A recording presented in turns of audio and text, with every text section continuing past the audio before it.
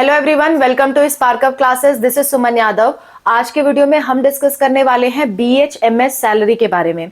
BHMS करने के बाद सैलरी कितनी आप एक्सपेक्ट कर सकते हो और क्या आगे करियर स्कोप इसका हो सकता है, कौन कौन से लेवल पे कितनी कितनी सैलरीज आपको मिलती हैं, ताकि आप BHMS कोर्स उसी हिसाब से करो और आगे का अपना गोल उसी हिसाब से बनाओ। इसलिए मैं सारी चीजें आपको सजेस्ट कर दे रही हूँ बेस्ड ऑन सैलरी।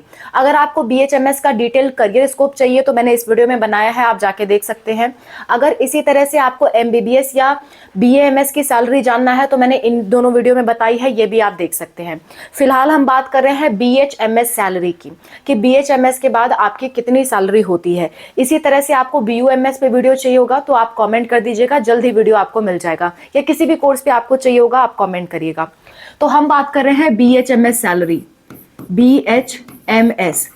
तो BHMS जैसा कि आप जानते हो, BHMS का फुल फॉर्म होता है bachelor in homeopathic medicine and surgery. हालांकि इसमें सर्जरी करना नहीं होता, लेकिन ये इसका फुल फॉर्म है। सो BHMS, H for homeopathy, homeopathy. Homeopathic course क्या होता है, आप जानते हो कि होम्योपैथिक डॉक्टर्स होते हैं। आपने देखा होगा कभी कभी छोटी छोटी डिब्बियों में व्हाइट व्हाइट सी गोलियां रहती हैं, वो होम्योपैथिक मेडिसिन होती हैं। ठीक है, तो वो जो डॉक्टर्स वो आपको होम्योपैथिक मेडिसिन दे रहे हैं, दोज आर BHMS डॉक्टर्स, यानी कि होम्योपैथिक डॉक्टर्स। तो होम्योपैथिक डॉक्टर की सैलरी कितनी होती है, सैलरी पे ही हमारा आज का सवाल है। सैलरी तो देखिए, सैलरी अलग अलग लेवल पे अलग अलग है। नंबर 1, अगर आप BHMS करने के जस्ट बाद आपको गवर्नमेंट जॉब मिल जाती है, आप एक्सपीरियंस नहीं हो लेकिन आपने गवर्नमेंट जॉब के लिए अप्लाई किया और अगर आपको मिल गई, तो उस केस में जो गवर्नमेंट जॉब की सैलरी होती है वो होती है आपकी 30,000 से 35,000 तक। ठीक है, नेक्स्ट दूसरा बात, अगर आप प्राइवेट लेवल पे जाते हो, प्राइवेट जॉब, जस्ट फ्रेशर हो आप, अभी आपने BHMS किया है और तुरंत आप प्राइवेट जॉब के लिए जा रहे हो, तो उस केस में जो आपकी सैलरी रहती है वो 15,000 के आसपास रहती है, या बहुत ज्यादा हो गया तो 20,000 तक रहती है।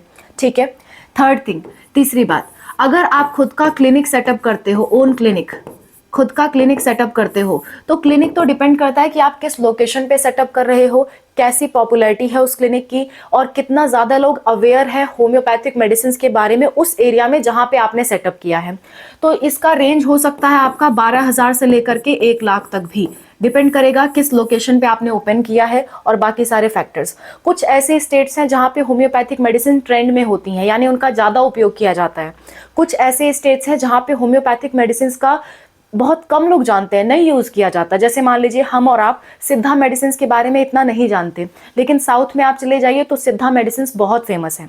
ठीक है, इसी तरह से होम्योपैथिक मेडिसिन भी कुछ पर्टिकुलर स्टेट में बहुत फेमस है। अगर वहां पे आप क्लिनिक सेटअप करते हो तो उस केस में आपको अर्निंग थोड़ी अच्छी देखने को मिल सकती है, बजाय कि उन जगहों के जहां पे ये मेडिसिन फेमस नहीं है। देखिए, एलोपैथिक मेडिसिन तो ऑल ओवर इंडिया या अब्रॉड हर जगह चलती है, लेकिन होम्योपैथिक, आयुर्वेदिक, ये सब मेडिसिन कुछ जगहों पे चलती हैं। तो वो कुछ जगह भी मैं आपको बता देती हूँ, ताकि आपको क्लिनिक सेटअप करने के बारे में आप सोच रहे हो तो वो जगह आपको मालूम हो। कौन कौन सी वो जगह है, वो जगह मैं आपके लिए मेंशन कर देती हूँ। पहला आपका उत्तर प्रदेश, दूसरा बिहार।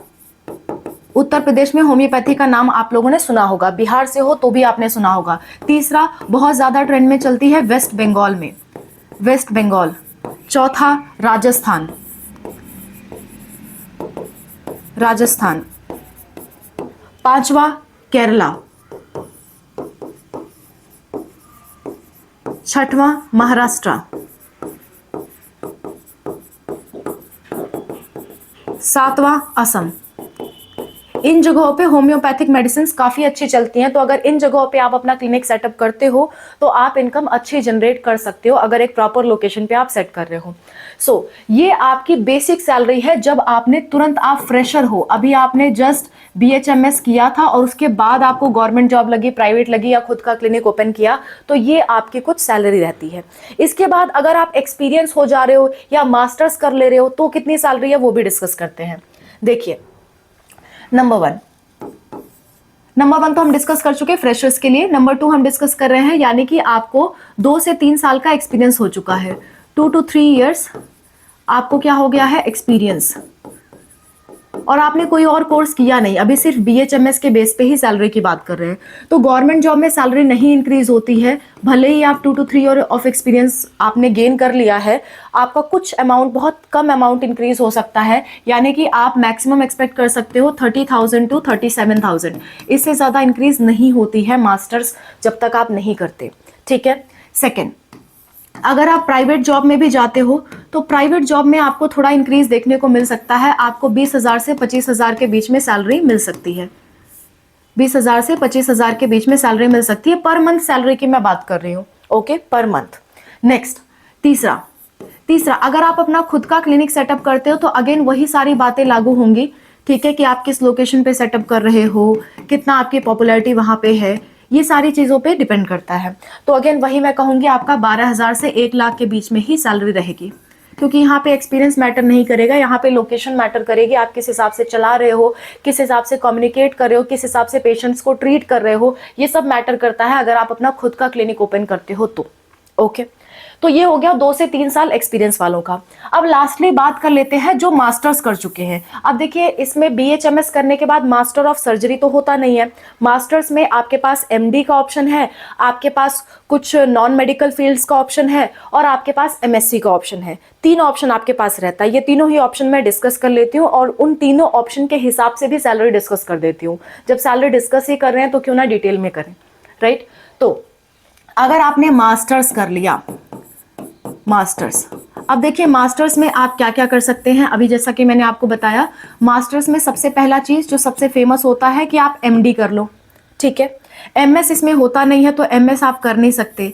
दूसरा होगा कि नॉन मेडिकल क्षेत्र में आप जा सकते हो, जैसे आपका MPH हो गया, यानी कि मास्टर्स ऑफ पब्लिक हेल्थ, ठीक है। तीसरा हो गया आपका MHA, यानी कि मास्टर्स ऑफ हॉस्पिटल एडमिनिस्ट्रेशन। चौथा हो गया आपका MBA का फुल फॉर्म हो गया, MBA तो डिफरेंट क्षेत्र में होता है, लेकिन MBA आप health care and hospital management में कर सकते हो, ओके। मैं थोड़ा सा इसको जूम आउट कर लेती हूँ क्योंकि सारी चीजें अटेंगी नहीं अगर मैं बताना चाहूँ तो। ओके, अब ठीक है, हाँ। नेक्स्ट, तो MPH, MHA, MBA और इसके बाद फिर MSc के कोर्सेज बचते हैं आपके लिए। तीसरा MSc। MSc किस किस फील्ड में कर सकते हो? MSc आप कर सकते हो क्लिनिकल रिसर्च में, क्लिनिकल रिसर्च। MSc आप कर सकते हो न्यूट्रिशन एंड डायटेटिक्स में, ये भी एक अच्छा इसको करियर है फिलहाल के समय में। नेक्स्ट, इसके बाद MSc आप कर सकते हो साइकोलॉजी में, ठीक है। क्लिनिकल साइकोलॉजी में भी आप कर सकते हो, फार्मास्यूटिकल मैनेजमेंट में भी आप कर सकते हो,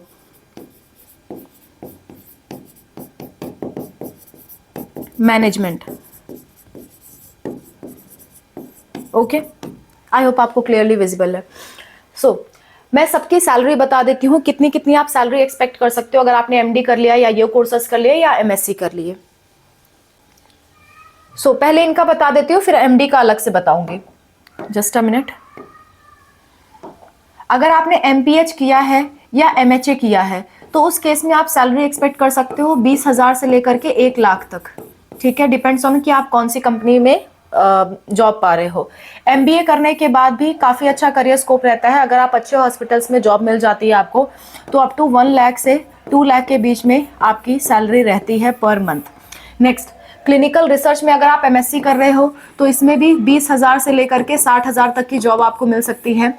नेक्स्ट, आप न्यूट्रिशन एंड डायटेटिक्स कर रहे हो तो इसमें आप खुद का क्लिनिक सेटअप भी कर सकते हो, जिसमें आप अच्छी खासी इनकम जनरेट कर सकते हो 1 लाख से 3 लाख के बीच में। लेकिन अगर आप जॉब सर्च करते हो इसमें, तो इसमें भी यही इनकम रहेगी आपकी। सेम आपका साइकोलॉजी में भी, सेम आपका फार्मास्यूटिकल मैनेजमेंट में भी। लेकिन इसमें कुछ गवर्नमेंट जॉब्स आती हैं। अगर आप मास्टर्स करने के बाद आप गवर्नमेंट जॉब के लिए अप्लाई कर देते हो, गवर्नमेंट जॉब, तो उस केस में आपकी 80,000 तक की सैलरी रहती है MSc कोर्सेज के थ्रू आफ्टर BHMS, ठीक है।